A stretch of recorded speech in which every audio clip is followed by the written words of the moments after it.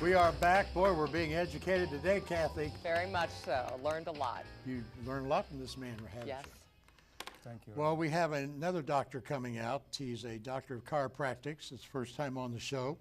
And he's got some things that we're going to talk about. Make welcome for the first time to the Rob Dennis Show, Dr. Bruce Brown, everybody. Hey, Dr. Brown. Hi there. You sure that's your name? Yep. That sounds like a Smith or a Johnson, mister. No, sir. Doctor of Chiropractics. Well, there again, for many years, the name chiropractics was kind of like off to the side. And all of a sudden, most of our ball teams have a chiropractic doctor on staff, like our Dayton Dragons. Yes, Had that sir. chiropractor. Absolutely, yes. Yes. Yep. Because bones do get out of whack, Yes, they and do. they can be put back. They can be. You can just reach in the back of your trunk and get something dislocated. Life. So how did you get, when you were in college, did you decide you were going to be a chiropractor? Seventh this grade, coming later? actually. Seventh grade. Yep. Because someone you knew was a chiropractor? Actually, I got injured at football practice, Central Junior High in Xenia, Ohio, back in the day, 1974. And I injured my neck. This is before trainers. This was before having a trainer on the field. You know, the coach was the trainer, who was also the gym teacher. And I injured my neck. I remember my mom picking me up in my football gear. We didn't even have a locker room at that time.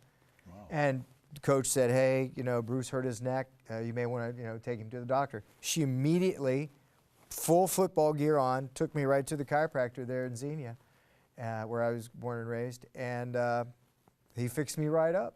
And after getting me back on track, I remember getting in the car that evening and telling my mom, I said, you know, I think I'm going to do this. And that was it. Well, a lot of people think you go to chiropractic college, it's slide right through. You got to know stuff.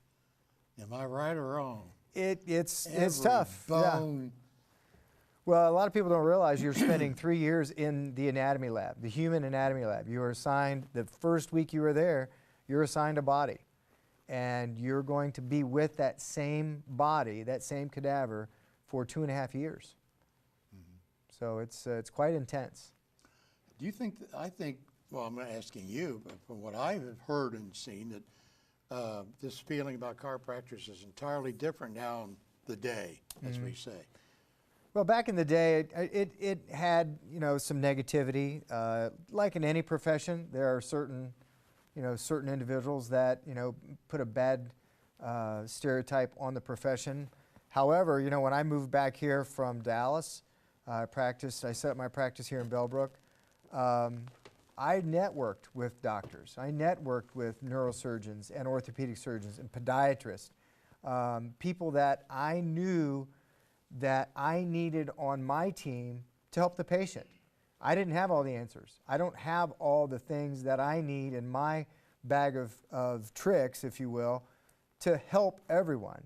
And if I can't help everyone, I still need to quarterback that patient out to a certain individual that I feel comfortable with. And you know, here in Miami Valley, we are very fortunate to have excellent physicians in the orthopedic realm, the neurosurgery realm. We have incredible neurosurgeons, neurologists, podiatrists. And I just went and started meeting people. I didn't care what they thought about me. I needed a team. Yeah. And I, knock on wood, I have really never come up against that negativity from any other profession. Oh, it's changed a lot. No, it's changed a lot, yes. Yeah.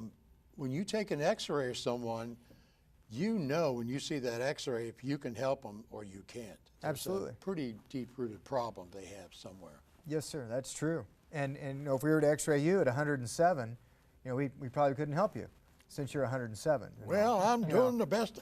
I don't eat much salt, you know, young fella. Right. And I take care of myself and take my vitamins, you know. Yeah, that's good. That's how I do that. The patients that you have, do you have more women? I'm always curious. Do you have more women than men or more men than women? It's 50-50, Rob. Is it really? Yeah, imagine that. Wow. 50-50. Wow. Yep. I would thought it'd been more men or more women. Well, men are such wusses.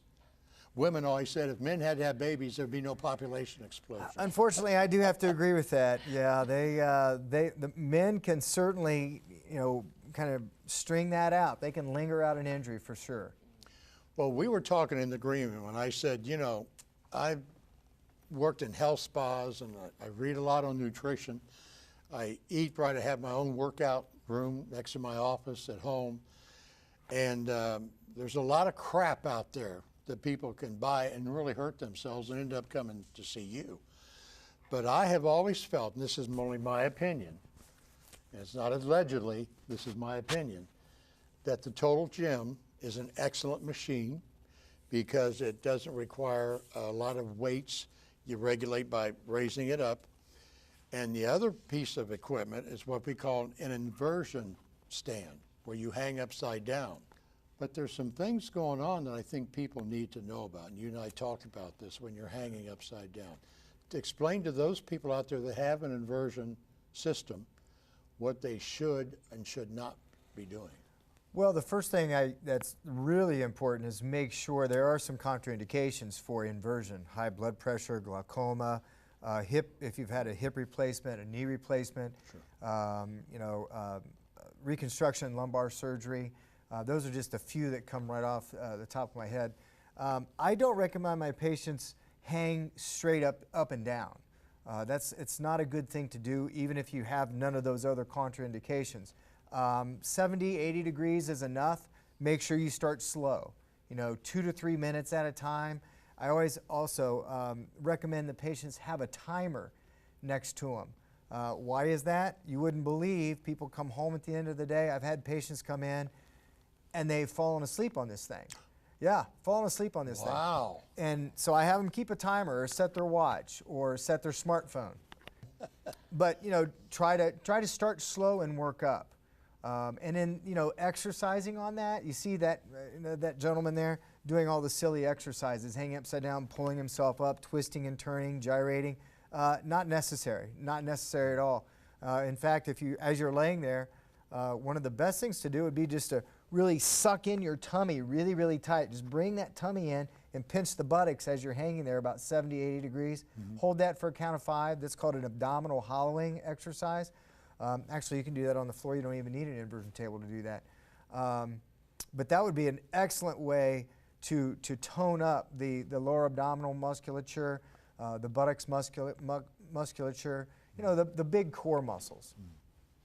Well, there's a lot of people out there that have those, and I don't even think they read the book of how to use the thing. No. But to me, it's very relaxing. Of course, with my Bluetooth, I don't miss a phone call. Got my TV right there. Right there. But these people that fall asleep on the thing, they must be related to bats. They sleep upside down, you get it? Okay. Well, thanks for coming, Doc. Thank you so much for having me. I appreciate it.